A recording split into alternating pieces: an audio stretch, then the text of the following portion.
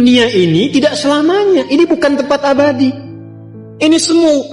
Dan kehidupan kematian yang berlangsung di dunia itu sejatinya memberikan kesan kepada kita untuk belajar.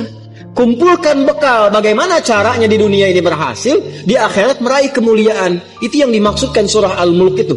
Surah 67 di ayat yang kedua. Walladzi khalaqal mauta wal hayata liyabluwakum ayyukum ahsanu amala. Ahsanu itu isim tafdil. Ya, dari kata hasanah tadi. Jadi kita mengumpulkan hasanah, tapi orientasinya akhirat.